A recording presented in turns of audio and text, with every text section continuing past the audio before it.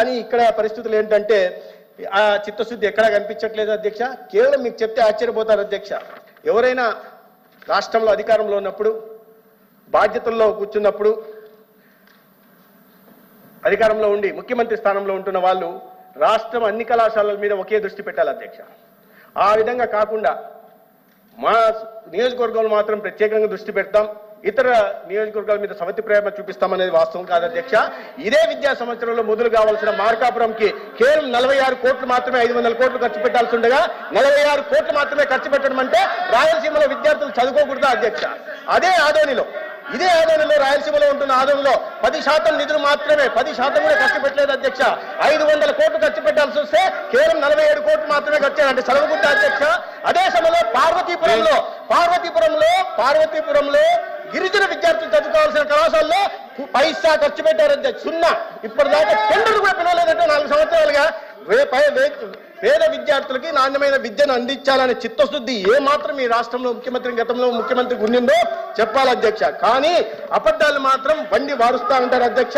అబద్ధాన్ని వండి వారుస్తా ఉంటారు అధ్యక్ష. ప్రతిరోజు పేపర్లలో రాయిస్తుంటారు అధ్యక్ష. పేపర్లో రాయిస్తారు, మెడికల్ కాలేజీలు మాకు వద్దన్నారు. అయ్యా 40% మీరు పులివెందుల గురించి నేను చెప్పాను. అదే పులివెందుల్లో నేను చూపిస్తాను సార్.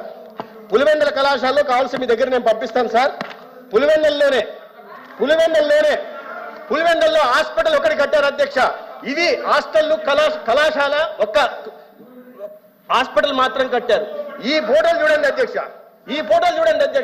మేము అధికారంలోకి వచ్చే నాటికి ఒక హాస్పిటల్ మాత్రం కట్టి, హాస్టల్ కట్టకుండా, కాలేజ్ బిల్డింగ్లు కట్టకుండా, అమ్మాయిల కళాశాల అమ్మాయిలు హాస్టల్లో ఉండాల్సిన దాన్ని 4 గోడలు మాత్రం కట్టే అమ్మాయిలు మేము ఎక్కడ పెట్టి చదివించారు అధ్యక్ష.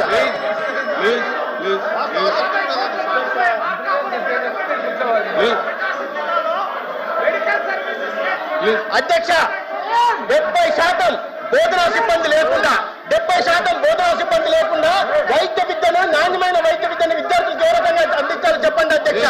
60% మౌలిక సదుపాయాల కల్పన లేకుండా, హాస్టల్లో లేకుండా చదువుకుంటున్న విద్యార్థులను ఏ హాస్టల్లో చేర్పించాలా, అమ్మాయిని ఏ చెట్ల కింద చదివించాలా, ఎక్కడ ఉంచాలో సమాధానం చెప్పాల్సిన బాధ్యత గతంలో ముఖ్యమంత్రిగా ఉన్న వాళ్ళకి చెప్పాలి ఉండే అధ్యక్ష. కానీ నిస్సిగ్గుగా నిర్లజ్జగా ప్రతిరోజు విద్యార్థులు అపోహలు సృష్టించే ప్రయత్నం చేస్తారు అధ్యక్ష.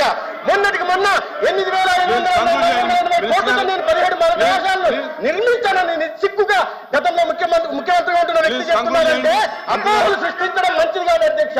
ప్రభుత్వం ఏదైనా సరే ప్రభుత్వం ఉన్నప్పుడు తర్వాత ప్రభుత్వం బాధ్యతలు తీసుకోవాల్సింది. కానీ నేను నిర్మించానని అపోహలు చెప్తుంటే, సంపద సృష్టిస్తానని విద్యార్థులు చెప్తే, ఇవాళ విద్యార్థులకు 17 కళాశాలలు లేక విద్యార్థులంతా చదువులకు దూరం అయిపోతున్నారని చెప్తున్నారు. 750 సీట్లు రావాల్సిన సీట్లు రాలేదంటున్నారు. దీనికి బాధ్యత వహించాల్సింది ఎవరు? దీనికి మౌలిక సదుపాయాలు కల్పించాల్సిన బాధ్యత ఎవరిది? ఫ్యాకల్టీ డెఫిషియన్సీకి కారణం ఎవరు? సమాధానం చెప్పండి అధ్యక్ష. ఇది సమాధానం చెప్పాల్సిందిగా మీరు కోరాలి అధ్యక్ష. ఆ పార్టీ గౌరవ సభ్యులు నేను అడుగుతున్నాను. వాళ్ళ ముఖ్యమంత్రి గారు రోజు అబద్ధాలను వండి వారిస్తుంటే, అసత్యాలు చెప్తుంటే ఈ రకంగా కొన్ని సమర్థత లేదా అధ్యక్ష? సమర్థత ఉంది అధ్యక్ష. రికార్డు స్థాయిలో ఒక సంవత్సరంలో తాడేపల్లి భవనాన్ని కట్టారు అధ్యక్ష. రికార్డు స్థాయిలో 26 జిల్లాల్లో ప్రభుత్వ ఆస్తుల్ని, గౌరవ శాఖ సంబంధించిన ఆస్తులు తీసుకుని వైఎస్ఆర్సీపీ పార్టీ కార్యాలయాన్ని కట్టారు అధ్యక్ష. విసిగొండ గుండు కొట్టి 430 కోట్లతో విలాసవంతున్న భవనాలు నిర్మించుకున్నారు. కానీ పేద విద్యార్థులకు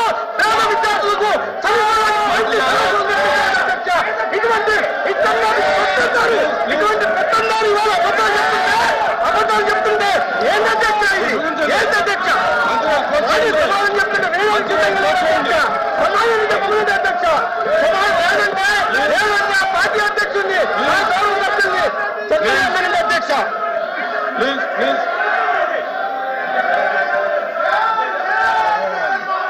ప్లీజ్ కూర్చోండి.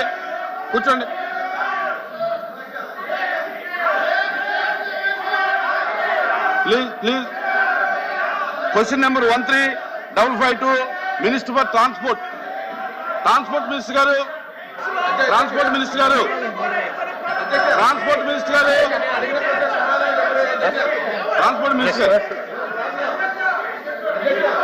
Please 1 minute. ఎల్ఓపి గారు ఎల్ఓపి గారు మాట. అధ్యక్ష, ఇది ప్రశ్నోత్తర సంఘం. సభ్యులు ప్రశ్న అడిగారు, మంత్రులు వచ్చి గౌరవ మంత్రులు వచ్చి సమాధానం చెప్తున్నారు. సమాధానం చెప్తూ అందులో వారు మాట్లాడుతున్న మాటలు రాజకీయ ఉపన్యాసాలు అవి చేయడం అనేది సమంజసం కాదు. ఒకటి అది నచ్చకొట్టే మాట మాట్లాడి ఇంకా సమంజసం. రెండు ప్లీజ్ ప్లీజ్ ప్లీజ్ అచ్చినాలి ప్లీజ్ కూర్చోమనండి కూర్చోమనండి మీరు కూర్చోండి, మీరు కూడా కూర్చోండి ప్లీజ్. మీరు సార్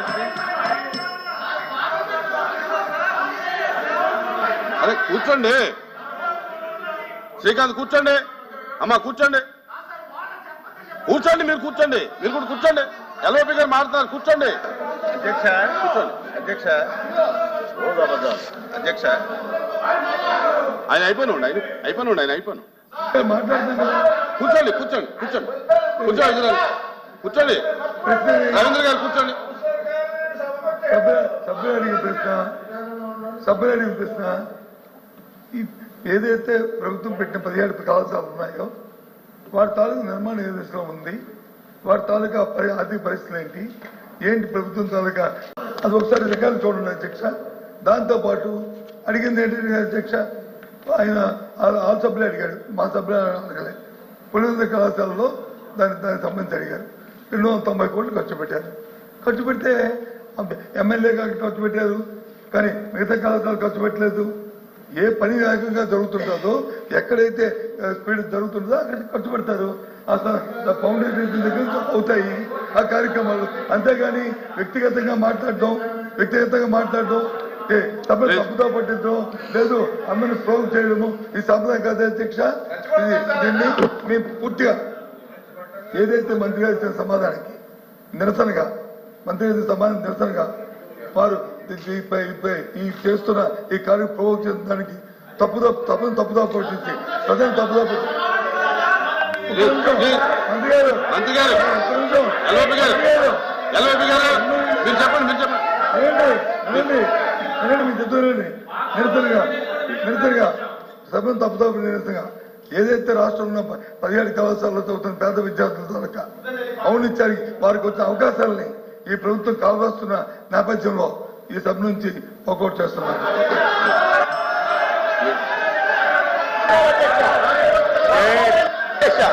అధ్యక్ష, నేను గ్రాంట్ మిగతా డమాటికి ఫైనాన్షియల్ టైఅప్ అన్న గౌరవ సభ్యులకు అర్థం కాకపోతే బాధ్యత నాది కదా అధ్యక్ష. నేను గ్రాంట్ కింద 530 కోట్లు మాత్రమే అని చెప్పాను అధ్యక్ష. రాజమండ్రిలో కళాశాల ప్రారంభమైపోయాయి అధ్యక్ష. పోయిన సంవత్సరం కానీ పెట్టిన ఖర్చు 20 కోట్ల అధ్యక్ష. మిగతా 420 కోట్లు ఎప్పుడు ఖర్చు పెట్టాలి అధ్యక్ష? పారిపోతే అధ్యక్ష, చర్చ పెట్టినప్పుడు ఉండాలి అధ్యక్ష. పారిపోవడం రాజకీయ పార్టీ బాధ్యత రాహిత్యం అసెంబ్లీలో. కూర్చోండి అచ్చెన్నాయుడు గారు. సాక్షి పెట్టే కావాలి అధ్యక్ష. ప్రభుత్వం బాధ్యత ఏంటి అధ్యక్ష? వాస్తవాల్ని సమాచారాన్ని శాసనసభ ద్వారా ప్రజలకు తెలియజేయడం ప్రభుత్వం బాధ్యత అధ్యక్ష. మా మంత్రి గారు ఏం చెప్పారు? ఈ మధ్య పేపర్లో అవినీతి డబ్బుతో ఒక పేపర్ టీవీ ఛానల్ పెట్టి ఉన్నది లేనట్టుగా ఎవ్రీడే 150 కోట్ల మంది మంచి అన్నా సరే ఈ పేపర్లో అది చెడ్డని వస్తుంది అధ్యక్ష. ఇప్పుడే 2 నిమిషాల ముందు ఒక డిస్కషన్ జరిగింది. దీపం 2 పథకం కింద ఒక క్వశ్చన్ వేశారు. మంత్రి గారు ఎంత చక్కగా ఎంత క్లారిటీగా అరగంట సేపు సమాధానం చెప్పారు. బయట సాక్షి టీవీలో ఏమొస్తుందంటే మా మంత్రి గారంట నీళ్లు నమిలారట. వాళ్ళు అడిగిన దానికి అసలు సమాధానమే చెప్పలేక విసిగి వేసారి కూర్చోపోయారు. ఏంటి అధ్యక్ష? ఏంటి అసలు తప్పేం మాట్లాడారు? ఈ మధ్య సీప్లేన్ నాటకాలట, మెడికల్ కాలేజీలన్నీ మేము అమ్మేసామట, పోర్ట్లన్నీ అమ్మేసామట. ఏం చెప్పారు? ముఖ్యమంత్రి బాధ్యత ఏంటి? రాష్ట్రం మొత్తం ఒకలాగా చూడాలి, రాష్ట్రంలో అన్ని ప్రాంతాలను అభివృద్ధి చేయాలి, ప్రతి ఒక్కరిని మేలు కోరాలి.